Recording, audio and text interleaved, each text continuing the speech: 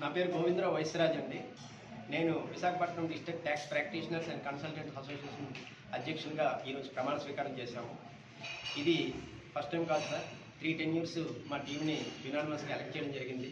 మా అసోసియేషన్ తరఫు ముఖ్య ఉద్దేశం ఏంటంటే, గవర్నమెంట్ వారు ఇన్కమ్ ట్యాక్స్లోనా కానీ జిఎస్టీలో కానీ చాలా రకాలైన మార్పులు తీసుకొస్తున్నారు. ఈ మార్పులకు అనుగుణంగా మా ఆడిటర్స్ అందరూ కూడా ఏ విధంగా దీన్ని మనం వర్తకులకి వివరించాలి, ఏ విధంగా ట్యాక్స్ రూపంలో గవర్నమెంట్ వారికి సపోర్ట్ చేయాలి, ఏ విధంగా ఇన్ టైమ్స్ రిటర్న్స్ ఫైల్ చేయాలి, ఏ విధంగా పెనాల్టీలు ఇంట్రెస్ట్లు పే చేయకుండా ఉండాలి అనే ముఖ్య ఉద్దేశంతో ఈ టైప్ ఆఫ్ కాన్ఫరెన్స్ పెట్టడం జరుగుతుంది. ఈరోజు ట్యాక్స్ కాన్ఫరెన్స్కి మేము ముఖ్య అతిథులుగా state GST joint commissioner division 1 Ravikanth గారిని, state GST division 2 Aparna madam గారిని ఇద్దరిని ఇన్వైట్ చేయడం జరిగింది. వాళ్ళతో కూడా మేము ఈరోజు కాన్ఫరెన్స్ విషయంలో జిఎస్టీలో వచ్చే మార్పుల కోసం, రాబోయే మార్పులు కూడా మా అందరికీ అనుకూలంగా ఉండాలని చెప్పేసి మేము వాళ్ళకి వివరించడం జరిగింది. మా విన్నపాన్ని ఏంటంటే పై అధికారుల దృష్టికి కూడా తీసుకెళ్తామని చెప్పారు. ముఖ్యంగా జిఎస్టీ రిజిస్ట్రేషన్ విషయంలో చాలా ఇబ్బందులు పడుతున్నామండి. ఈ ఆధార్ అథెంటికేషన్ కొత్త సిస్టమ్ వచ్చింది. ఈ ఆధార్ అథెంటికేషన్ విషయంలో అవుట్ ఆఫ్ స్టేషన్ నుంచి కూడా పర్సన్స్ వచ్చి అథెంటికేషన్స్కి వెళ్ళినప్పటికీ కొన్నిసార్లు టెక్నికల్ ఇష్యూస్ వల్ల వాళ్ళ సిస్టమ్ సరిగా పనిచేయకపోవడం వల్ల వాళ్ళకి కూడా టైం అన్నది ఇబ్బంది పడుతుంది. కాబట్టి ఇలాంటి విషయాల్లో కొన్ని రిలాక్సేషన్స్ ఇవ్వాలని చెప్పేసి మేము గవర్నమెంట్ వారి దృష్టిలో పెట్టండి అని చెప్పేసి ఈరోజు మీటింగ్లో చెప్పడం జరిగింది సార్. అలానే ఈ 53rd జిఎస్టీ కౌన్సిల్లో చాలా రకాల మార్పులు తీసుకొచ్చారు. అందులో ఇంకా ట్యాక్స్ విషయంలోనైతే ట్యాక్స్ ఇంట్రెస్ట్ పెనాల్టీ విషయంలో కొన్ని వెసులుబాట్లు ఇచ్చారు. ఆ వెసులుబాట్లకు అనుగుణంగా రాబోయే కాలంలో కూడా మరికొన్ని వెసులుబాట్లు ఇస్తే బాగుంటుంది, మీకు ఇంకా గవర్నమెంట్ వరకు రెవెన్యూ జనరేట్ అవుతుంది అని చెప్పేసి మేము వివరించడం జరిగింది సార్. దానికి అనుగుణంగా వాళ్ళు కూడా పై అధికారులకి మీ తరపున మేము తెలియజేస్తామని చెప్పారు. ఈ విషయంలో గవర్నమెంట్ వారు నెక్స్ట్ ఏమి ఇస్తారన్నది మేము ఎదురు చూస్తాం sir. Thank you very much. ఇంకో విషయం ఏంటంటే పన్ను ఎగవేతదారులు ఎక్కువ మంది ఉంటారు. వాళ్ళని కంట్రోల్ చేసి గవర్నమెంట్ రెవెన్యూ పెంచాలంటే ఏం చేయాలి అంటే, ముఖ్యంగా ఇప్పుడు ఈ రెవెన్యూ విషయంలో గవర్నమెంట్ వారు చాలా సీరియస్ యాక్షన్స్ తీసుకుంటున్నారు. ఈ పన్ను ఎగవేతదారులను మాత్రం ఇంకా పనిష్మెంట్ విషయంలో స్ట్రిక్ట్ చేయండి. ట్యాక్స్ కట్టేవారు పక్కన ట్యాక్స్ కట్టేవాడిని చూసి ఆడు ట్యాక్స్ కట్టట్లేదు కదా, నేను ఇంత ట్యాక్స్ ఎలా క్లియర్ చేయగలని చెప్పేసి వాళ్ళకి ఆ ఫీలింగ్ వస్తుంది. వీళ్ళ మీద కూడా గవర్నమెంట్ వారు ట్యాక్స్ కట్టిన వారికి వెసులుబాట్లు ఇస్తూ ట్యాక్స్ కట్టిన వారికి కూడా ఈ పనిష్మెంట్ సివియారిటీని పెంచాలని చెప్పేసి మేము కోరుకుంటున్నాము. ఈ విషయంలోనే జిఎస్టీ రిజిస్ట్రేషన్లో చాలా మార్పులు తీసుకొచ్చారు. సెంట్రల్ రిజిస్ట్రింగ్ యూనిట్ అని తీసుకొచ్చారండి. ఫేక్ రిజిస్ట్రేషన్స్ కంట్రోల్ చేయాలని చెప్పేసి. ఈ ఫేక్ రిజిస్ట్రేషన్స్ కంట్రోల్ చేసే ఉద్దేశంలో ఫేక్ రిజిస్ట్రేషన్ లేకుండా చేస్తే ఇంకా మంచిదని చెప్పేసి మేము ఆడిటర్ల తరఫున కూడా మేము విన్నపిస్తున్నాము. కాబట్టి రెవెన్యూ లీకేజ్ లేకుండా మీరు ఎటువంటి యాక్షన్స్ తీసుకున్నా సరే మేము దానికి సపోర్ట్ చేస్తాం సార్. Thank you. పనిష్మెంట్ ఇచ్చేటప్పుడు ప్రస్తుతం ఉన్న సెషన్స్కి బదులు అవలంబించాలని చేస్తూ ఉంటారా? ఇంకా పనిష్మెంట్ విషయంలో గవర్నమెంట్ వారు చాలా సీరియస్గానే ఉన్నారు. సెక్షన్స్లో కూడా రూల్ పొజిషన్లో కూడా చాలా సీరియస్గా ఉందండి.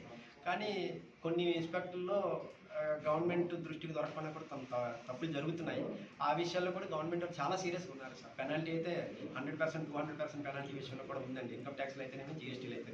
జిఎస్టీ వెరిఫికేషన్స్ కూడా మనకి విఆర్ఓ వెరిఫికేషన్స్ అవి ఉన్నాయి కదా సార్. అంటే సెంట్రల్ రిజిస్ట్రింగ్ యూనిట్ అదే చెప్పండి, సిఆర్యు అనేసి పెట్టున్నారు సార్. అది మెయిన్ ఏంటంటే విజయవాడ బేస్లో రన్ అవుతుంది. స్టేట్ జిఎస్టీ ఎవరు రిజిస్ట్రేషన్స్ పెట్టినా సరే వాళ్ళకు కంట్రోలింగ్ యూనిట్ అనేది పెట్టారండి. అంటే ఫేక్ రిజిస్ట్రేషన్స్ రాకుండా ఉండడం కోసం. అక్కడ ఏంటంటే వాళ్ళు డాక్యుమెంటేషన్ కరెక్ట్గా ఉందా, రెంట్ అగ్రిమెంట్ కరెక్ట్గా ఉందా, ఫేక్ రిజిస్ట్రేషన్స్ వస్తున్నాయా, ఈ పర్సన్స్ అన్నది రిలేబుల్లా కాదా అన్నది ఇంక్లూడింగ్ విట్నెస్లతో పాటు కూడా వాళ్ళు చూస్తున్నారు సార్. ఈ మధ్యన అయితే గవర్నమెంట్ వారు ఈ విషయంలో చాలా దృష్టి పెట్టున్నారు. వాళ్ళు కొన్ని సందర్భాల్లో కొన్ని కమోడిటీస్కి వాళ్ళు ఏం చేస్తారంటే ఫిజికల్ వెరిఫికేషన్కి వెళ్ళి కూడా చూస్తున్నారండి. ఇలా చేయడం వల్ల మాకు కూడా కొంతవరకు మేము చేసే పని న్యాయంగా జరుగుతుందన్న సాటిస్ఫాక్షన్ మాకు దొరుకుతుంది. కానీ అన్ని విషయాల్లో కాకుండా కొన్ని విషయాల్లో కొన్ని రిలాక్సేషన్స్ ఇస్తే బాగుంటుందని మేము మా తాలూకా రిప్రజెంట్ చేస్తాం. కానీ గవర్నమెంట్ వారు తీసుకుంటున్న విషయాల్లో డెసిషన్స్ అయితే మాత్రం వెల్కమ్ డెసిషన్స్ అండి. నిన్న ఇచ్చిన జిఎస్టీ 53rd కౌన్సిల్ మీట్లో మాత్రం మంచి వెసులుబాట్లు ఇచ్చారండి. అంటే సెక్షన్ 73 అనేది పెనాల్టీ ఇది ఉందండి, పెనాల్టీ ఆర్డర్స్ ఉన్నాయండి. Penalty and interest 31st March 2025 లోపల ఎవరైతే ఆ నోటీస్కి ఎగ్నెస్ట్గా వచ్చే ట్యాక్స్ డిమాండ్ ఏది ఉందో ఆ ట్యాక్స్ ఒకటే కట్టండి, పెనాల్టీ ఇంట్రెస్ట్ పే చేయకపోయినా పర్వాలేదు, ఈ వెసులుబాటు ఇస్తున్నాం అని చెప్పేసి చెప్పారండి. మేము కూడా అది డీలర్లకి మేము ఎక్స్ప్లెయిన్ చేస్తున్నాం.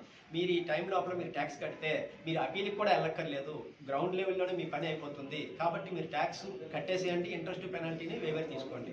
ఇది మంచి, రేపు అపీల్కి వెళ్ళినా సరే అదే విషయం వస్తుందండి. కాబట్టి ఇలాంటి విషయాల్లో గవర్నమెంట్ వారు మరి కొంచెం ప్రోత్సాహంగా ఉండేటట్టు కూడా స్కీములు పెడితే బాగుంటుంది. ముఖ్యంగా మొన్న మేము ఒక ఇష్యూని తీసుకెళ్ళాం సార్, ట్రేడ్ అడ్వైజరీ కమిటీ అని ఒకటి పెట్టారండి. ఆ ట్రేడ్ అడ్వైజరీ కమిటీలో మేమేం చెప్పామంటే, పాత యాక్ట్ అండి, ఏపీ జిఎస్టీ యాక్ట్, వ్యాట్ యాక్ట్లు ఉన్నాయండి. ఆ యాక్ట్లో ఏమైందంటే కొన్ని స్టాట్యూటరీ ఫామ్ సబ్మిట్ చేయని వాళ్ళకి ఆల్రెడీ సబ్మిట్ చేసినా సరే కొన్ని డిమాండ్స్ ఉండిపోయాయండి.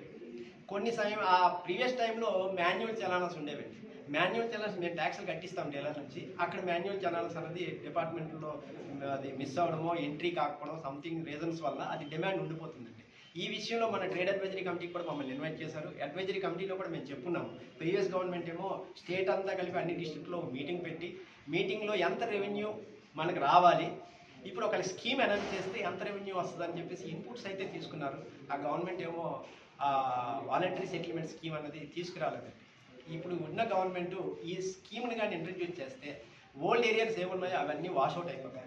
అంటే సపోజ్ ఫర్ ఎగ్జాంపుల్ 100% పెనాల్టీ వాళ్ళకి ఒక 20%, 10% చేస్తూ రిమైనింగ్ 80% రిలాక్సేషన్ ఇచ్చారనుకోండి, మ్యాక్సిమం గవర్నమెంట్ రెవెన్యూ రావడానికి అవకాశం ఉంటుందండి. అంటే ఇలాంటి పాత ఓల్డ్వి ప్రజెంట్ ఏరియాస్ అనేవి మనం ఏమని మేము చెప్పమండి. ఓల్డ్ ఏరియాస్ అన్నది బై డిపార్ట్మెంట్ సైడ్ అవనివ్వండి, ప్లస్ డీలర్ సైడ్ అవనివ్వండి, పాత 10 years రికార్డ్ ఇప్పుడు తీసుకురావాలంటే అది ఎవరి వల్ల కాదండి. ఆ డిమాండ్స్ చాలా ఉన్నాయి సార్, స్టేట్ అంతా ఉన్నాయి, ఇండియా అంతా ఉన్నాయి. ఇండియా అంతా అంటే అది సెంట్రల్ చూసుకుంటుంది, స్టేట్ మన ఆంధ్రప్రదేశ్ గవర్నమెంట్కి నేను ముఖ్యంగా విన్నవించుకుంటుంది ఏంటంటే ఓల్డ్ ఏరియాస్ మీద తెలంగాణ గవర్నమెంట్ అయితే యాక్షన్ తీసుకుంది, వాళ్ళ స్కీమ్ కూడా అనౌన్స్ చేశారు, వాళ్ళకి రెవెన్యూ కూడా వచ్చింది. మన ఆంధ్రప్రదేశ్ గవర్నమెంట్ అయితే తీసుకోలేదండి. దీన్ని వాలంటరీ సెటిల్మెంట్ స్కీమ్ కింద ఒకటి ఏదైనా స్కీమ్ అనౌన్స్ చేస్తే బాగుంటుందని చెప్పేసి మా అసోసియేషన్ నుంచి మేము విన్నవించుకుంటాం.